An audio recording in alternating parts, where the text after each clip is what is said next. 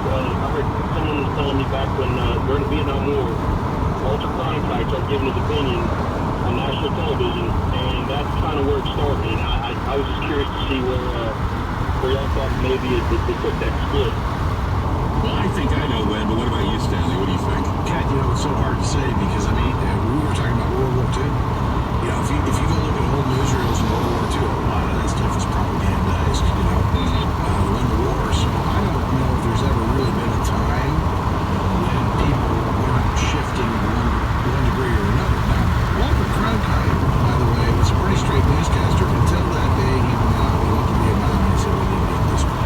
Right, okay. And Johnson, of course, said we don't have Cronkite, we don't have anything. But it's the same as Easy Lost Cronkite. Hey, by the way, I want to say, I was just in Nashville, and I love Tennessee. I called Clyde one time a long time ago and told him the Patriots stayed shooting stuff. That's awesome. Okay, let me tell you what I think. All right, this is what I think. Do you ever hear of something called the Telecommunications Act?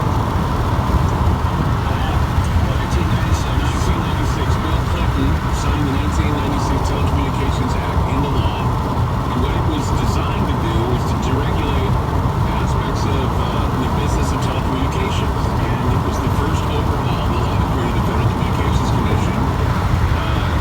60 years it went without any of this, and so what it was is that it would create more competition in the telecommunications industry that at the time was only beginning to grapple with transformers, power, internet, money, all that stuff. And so what it did basically is it reduced many people owning radio and TV stations, and they condensed it down to just a few. So you have all these networks that basically control everything, and with deregulation it used to be that you would have to have a fairness doctrine where if you talked about something politically, you had to give a favorable type of sand report about somebody else politically. I do remember that they had to give freedom laws that had to be on both sides. Right, and now that doesn't exist anymore. Now a TV or radio station can take a side and just hit it on home. Well, Clyde, in the 80s, there were 50 different major media companies that controlled, everything you read, watched, or listened to. Now there's 5. About 5. Well, that's what's happening. So that's what's happening. I'd say, in the 80s we were doing fine with all these different owners and different opinions, and then they narrowed it down to about 5 after the Telecommunication Act became law. And ever since then, we've had biased reporting, and we've had the objectivity factor's gone out the window. They also made it easy to, once again, have sponsored content, whether it be state-sponsored or whether it be sponsored by somebody who has a lot of money to make you hear a story that you didn't necessarily want to hear, but you're hearing it now and it shapes your opinion. I mean, this is why you get stories about how eggs are bad for you one day, and eggs are good for you another day. It's because somebody, that it's a lobbyist group decides to pay a lot of money to tell you that eggs are bad for you to eat some sort of egg white, so you won't have a heart attack. And it's like coffee's bad for you one day, and then another day it promotes heart health. I mean, this is how it's done. It's sponsored content. The only thing I know is people are and even there, Watch out for the left. Watch out for the fluoride. All that stuff. next time you're in Nashville, buddy, you've got to go to a place called Legends on the Plain. Right across the street from the Bridgestone Arena. The best freaking country music over here tonight. It's awesome. I love country. Absolutely. I gotta get you a t-shirt. Yeah. Great stuff, buddy. All right, thank you. Thank you so much. It's great to hear from you. You better take care. 888-673-3700. It's 888-673-3700. What a great call. Stanley Field with us tonight. United News International. We'll be back with more Ground Zero. No go.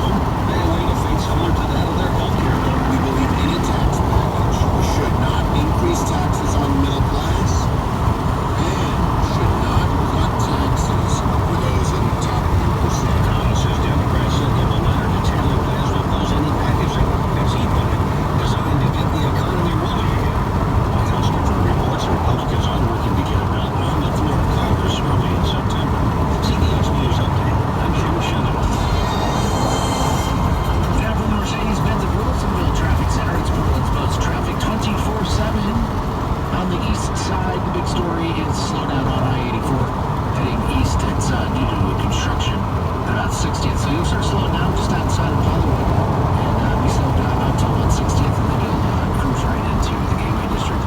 On the west side, construction starting up again on Highway 26 and 217 out there in their little merge. In Beaverton, too, you'll see some slowdowns in that area. Also, Shoals Ferry has paving taking place right there by the mall. Out of KGW's Matt Fino. It's another clear and hot night around the Northwest. We'll see low temperatures in the upper 60s in Portland and only 71 on Thursday. Looks like we'll see our hottest day on Thursday with a high of 106 and Wednesday 105. So close either way to our all-time record high temperature in Portland at 107. Friday it drops, but only to about 100, and then in the 90s, low 90s for the weekend as we get some relief. I'm Gage Davies, Matt Fino for FN News 101. You know, a lot of companies talk about their guarantees and customer satisfaction, but do they really mean it?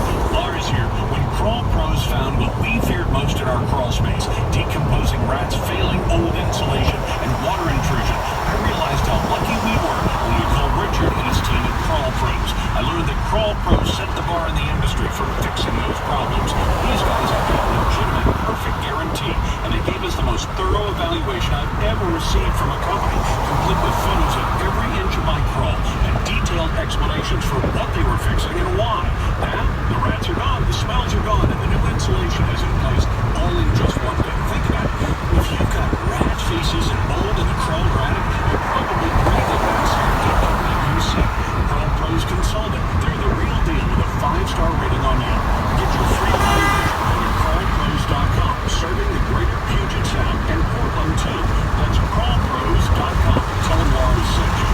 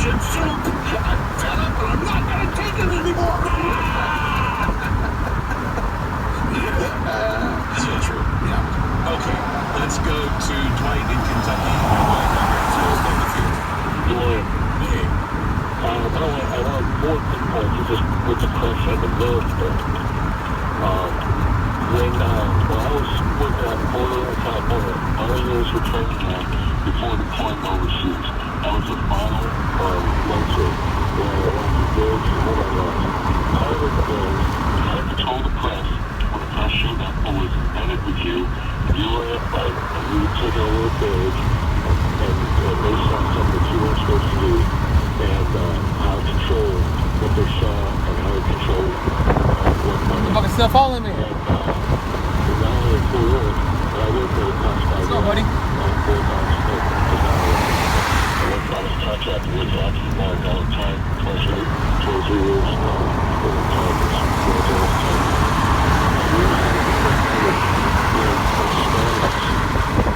We did simulations to test different combat weapon systems. And we tried with Baghdad, virtual reality, and we had recorders, virtual reality, playing with us.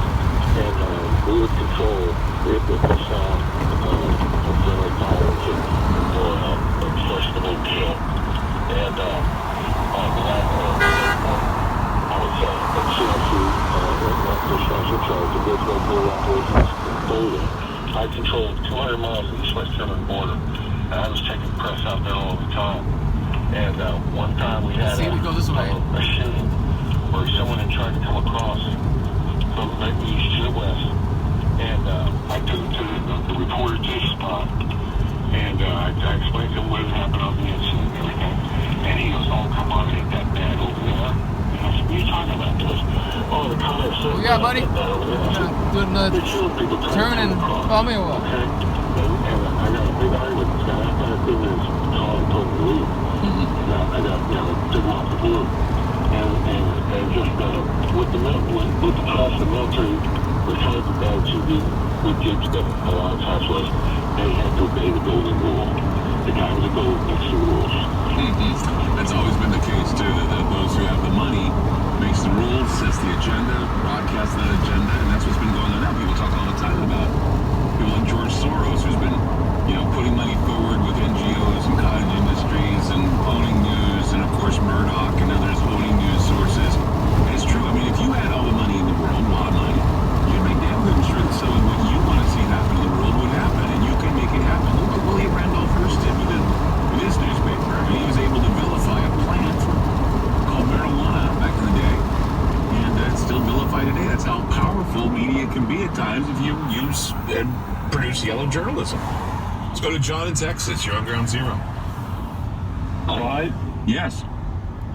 Thank you for taking my call. And my question is really simple. What is journalism? What is propaganda? Being a member of a group, a black man in America, that is vilified and used on the media, attacked by a society, bombarded by a cable disinformation, 500-channel universe, constantly. Do you understand, Stan, I'm asking you this directly as an owner of an outlet, do you understand the purpose of marginalizing a particular population? Of course. Are you familiar with John Rush Warren, Fort Frederick Douglass, and the North Star? Yes, sir, I am. And what was their message? Their message to me as a member of that community, a journalist and a black man, was, for too long others have told my story. And to my detriment, not to my benefit. I'm not accusing you of that. But what I am saying to you, Stan, how could you possibly do that by, including what people that may be marginalized for despicable ends? I have a follow-up question. There he is. We do not do that, and look, this is a very long topic to talk about institutional racism. It's here, and I acknowledge that. But in our business, we have people from every walk of life. As I said at the beginning of this, we just don't discriminate against anybody. It's not, and that's the thing too, is that when you're dealing with a news organization that doesn't throw a bias into the mix, you're getting a fair shake, and so nobody's going to try and tell a story with an opinion and an investigative scandal-like thing. It's not going to be about that. It's going to be, this is what's happening, this is how it happened, this is what happened. The why is up to you, and if you want to know why, you can go to somebody who will give an opinion for you, or you make your own opinion. The irony of my next question is, just to use one example, I don't know whether you will ever tackle this, Stan. Mass incarceration, do you know how embedded that is in society and how much money is made off it? We talked about it the other night. Black men. Remember, did you listen the other night when I was talking about how we could, in Oregon, they're going to be defelonizing cocaine, heroin, even meth. And the reason reason why is because, as you say, There's small amounts of it. yeah, small amounts of it. Because if I'm you taking say, a right in the most Patton of Park these Way. arrests that are made in the drug war. I'm taking a right on the Patton Park Way, so it's too far. This guy did a 360 on me. See how far he's willing to fucking follow me. From Milwaukee, Oregon to Vancouver. I just did a fucking hell of a fucking turn and shit. Where was he at? I'm waiting for him to come, buddy. If he turns around and goes this way, man, shit. Some crazy motherfucking thing going on here. Oh shit, what is it? Going to report on other countries that they're not comfortable with this. Thanks for the time. Thank you for calling.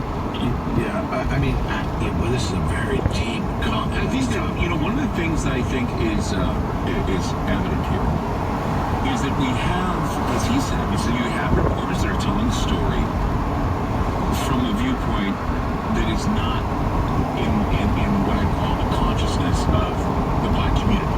We just don't have it. It is because white people, and I'm going to say this honestly, I've said it to many black friends I've talked about, I will never know what a black male or a black female has to go through in their lives because I'm a white guy. Yeah, that's right. And so, but I can always try to be aware of it, and I'm never quite going to be there. And that is why I think that there's something that needs to be understood about that, yes, we will have, or you will have, various people from different backgrounds doing their reporting. But as you say, when they walk through the door, gay, straight, black, white, political, Democrat, Republican, Libertarian, Communist, whatever you are, that stays at the door, and you become a reporter. You become what a reporter's supposed to be, and that is someone who is not biased, who will report the W's, and that's all they'll report. Who, what, when, and where. We're global, and I'll give you some examples here of things that I've noticed over the few years we've been doing this. We have women who are very oppressed in regions of the Middle East and North Africa, Saudi Arabia, that steal their husbands or their father's smartphone and hide it under their burqas to get news and send us out messages saying we're a great beacon of hope for them. There he is.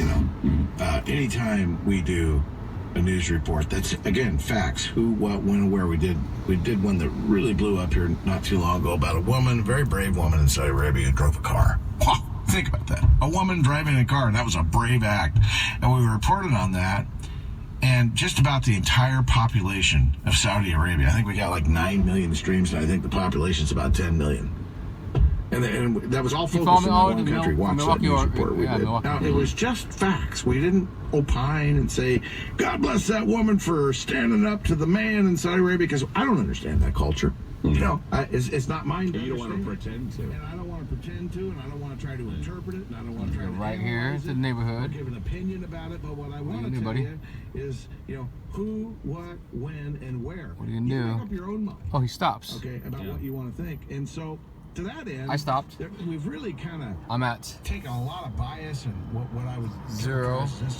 miles. He's still sitting right there. That's what makes a healthy press. Yeah, that's right. Is being able to gonna go. turn it all into this political bias, this confirmation bias. Somebody gonna come in.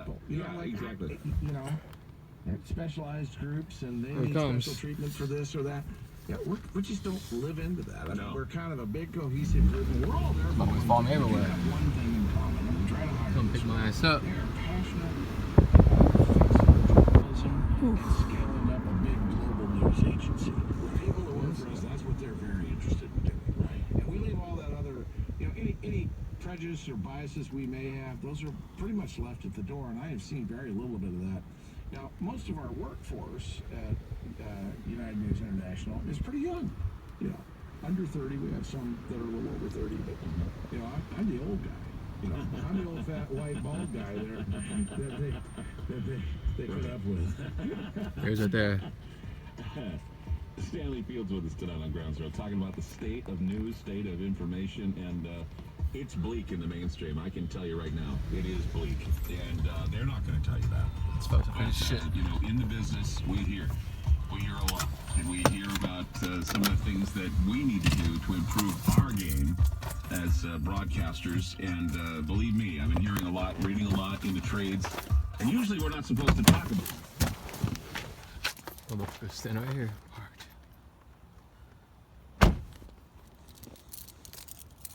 There he is, right there. You come get me for or what? What's up? He's chilling right there.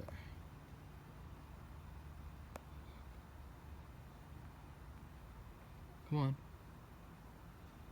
You don't want to move? No, he's gonna sit here now, huh? It's cool.